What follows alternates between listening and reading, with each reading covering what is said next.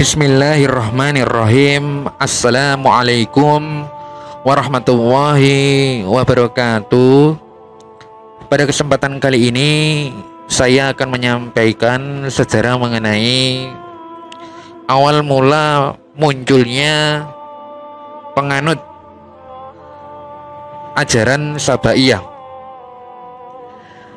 Tujuan saya menyampaikan sejarah ini adalah untuk menambah wawasan kita semua agar kita dapat mengetahui hal-hal yang berkaitan mengenai sejarah-sejarah di masa lalu. Nah, langsung saja kita akan masuk ke dalam pembahasannya. Awal munculnya iftiraq, yaitu perpecahan dalam sejarah Islam, bermula setelah Khalifah Utsman bin Affan dibunuh oleh sekelompok pemberontak yang menganggap bahwasanya Utsman ini tidak adil dalam mengambil kebijakan selama menjadi khalifah.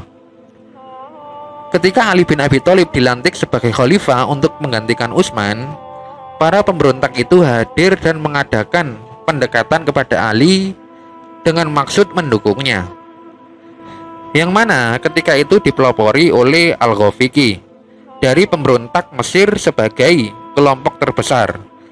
Akan tetapi Ali menolaknya.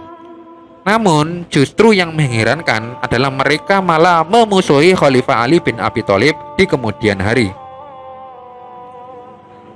Nah, perkara ini kemudian menjadi penyebab utama perpecahan saat itu, di mana umat Islam terbagi ke dalam dua kelompok, yaitu ada yang pro Ali dan ada yang kontra. Sehingga ketika itu perpecahan terus berlanjut dan menjadi fitnah yang sangat besar, yang menyebabkan peperangan demi peperangan terjadi di dalam kubu umat Islam. Akan tetapi yang perlu digarisbawahi bahwasanya munculnya seabrek tragedi atau perpecahan sebelum dan sesudah pembunuhan Utsman disebabkan bahwasanya masyarakat sudah terjangkitnya akidah Sabaiyah, yaitu paham yang menimbulkan perpecahan, yang merupakan cikal bakal akidah Syiah dan Khawarij yang ditaburkan ke tengah-tengah kaum muslimin. Nah, sebenarnya masalah perpecahan atau perselisihan sudah pernah terjadi di kalangan para sahabat. Akan tetapi itu hanya berupa i'tiqad dan pemikiran yang tidak begitu didengar dan diperhatikan. Justru yang menghebohkan kaum muslimin dan membawa fitnah besar itu adalah akidah Sabaiyah. Nah, Nasir bin Abdul Karim Al-Aqil di dalam kitab Al-Iftiraq Mafhumu Ashabuhu Subhul Wiqayatu Minhu yang diterjemahkan ke dalam bahasa Indonesia oleh Abu Ihsan Al-Atsari menjelaskan bahwasanya akidah ini disebarkan oleh penganutnya secara terselubung nyaris tanpa suara. Nah, orang pertama yang memunculkan juga asing. Nama dan identitasnya tidak jelas, di mana orang menyebutnya dengan sebutan Ibnu Sauda, Abdullah bin Sabah.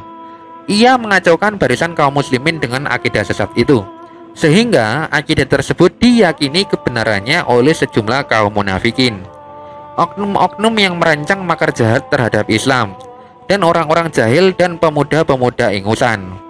Nah, begitu pula sekelompok barisan sakit hati yang negeri, agama, dan kerajaan mereka telah ditundukkan oleh kaum muslimin, yaitu orang-orang yang baru memeluk Islam dari kalangan bangsa Persia dan Arab Badui, di mana mereka membenarkan hasutan-hasutan Ibnu Sabah dan membuat makar tersembunyi atas kaum muslimin, sehingga muncullah cikal bakal Syiah dan Khawarij dari mereka.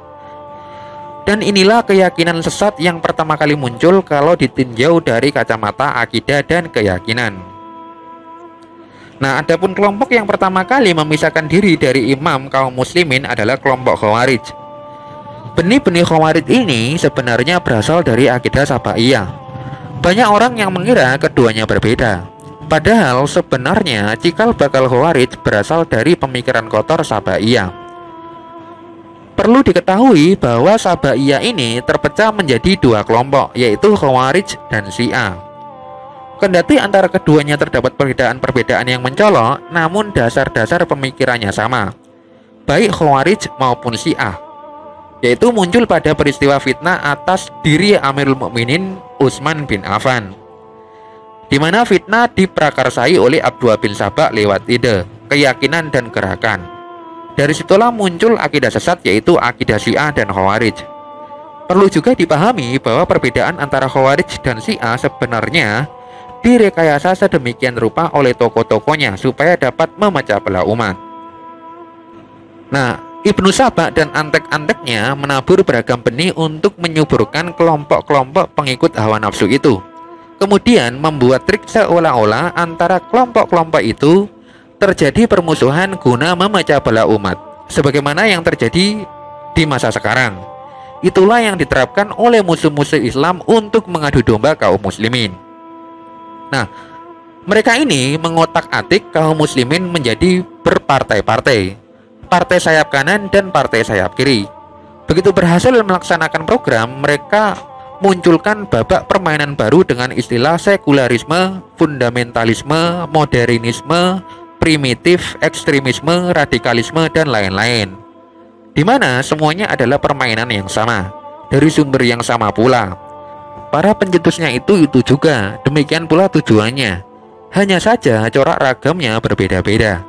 Jadi secara keseluruhan ini mencerminkan kuatnya kebatilan, kendati satu sama lainnya saling bermusuhan. Akhirnya bagi mereka yang masih diangkat imannya atau yang tidak dapat mendapat langsung bimbingan dari Nabi, mengalami kebingungan untuk menghadapi situasi saat itu. Mereka bingung kelompok mana yang akan diikuti, sebab masing-masing membenarkan kelompoknya dan ekstrim, sementara ada pemerintah yang sah dan disetujui oleh kaum muslimin. Nah, dari sisi lain, kelompok ekstrim penuntut keadilan atas pembunuhan Khalifah Utsman, yaitu kelompok yang terjangkiti akidah Sabaiyah, terus mendesak Ali untuk ditindaklanjuti. Mereka seenaknya membuat keputusan dan mengadukan banding kepada Khalifah. Nah, Muawiyah bin Abi Sufyan yang saat itu menjabat sebagai gubernur Syam, termasuk yang tegas menuntut balas atas kematian Utsman. Bahkan pada saat Imam Ali mengirimkan surat agar Muawiyah mau membaiatnya, dia tetap bersikeras sebelum para pembunuh Utsman ditangkap dan dibunuh. Baju Utsman yang berlumuran darah menjadi senjata utamanya untuk menyemangati pengikutnya agar turut membantu.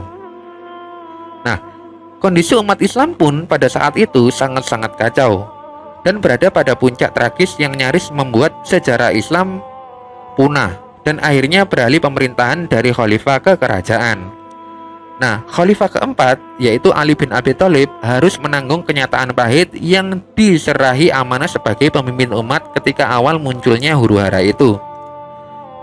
Setelah terbunuhnya Utsman, kekerasan di luar Madinah tak pernah berhenti sampai masa pemerintahan Ali, seperti yang terjadi di Basra dan Kufah, di mana ketika itu perkembangan sebagian umat Islam pun telah mengalami penyimpangan dari ajaran agamanya.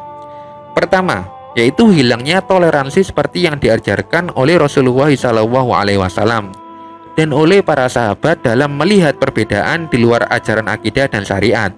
Akhirnya lahir kaum garis keras yang merasa benar sendiri. Kemudian, yang kedua, para pendatang baru dalam Islam banyak yang terdiri dari orang-orang yang belum menghayati ajaran Islam secara utuh dan belum pernah bertemu langsung dengan Nabi atau sahabat-sahabat dekatnya. Yang ketiga, pemahaman mereka tentang agama sangat dangkal dan sempit, sehingga mereka salah memahami Al-Quran. Seperti yang pernah dikatakan Nabi Muhammad SAW, mereka membaca Al-Quran, akan tetapi tidak sampai kepada tulang-tulang selangkah mereka. Akhirnya, kerusuhan yang disebabkan perpecahan itu berakhir dengan terbunuhnya Ali bin Abi Thalib yang disusul kemudian oleh kedua putranya yaitu Hasan dan Husain, dan berpindahnya sistem daulah Islam dari khalifah menjadi kerajaan. Nah, demikianlah sejarah awal mula munculnya akidah Sabaiyah yang dapat saya sampaikan. Semoga yang sedikit ini dapat menambah wawasan kita semua, karena tujuan saya menyampaikan sejarah ini tidak lain adalah untuk menambah wawasan kita semua. Akhirul kalam, wallahu a'lam bishawab, billahi taufiq wal hidayah. Wassalamualaikum warahmatullahi wabarakatuh.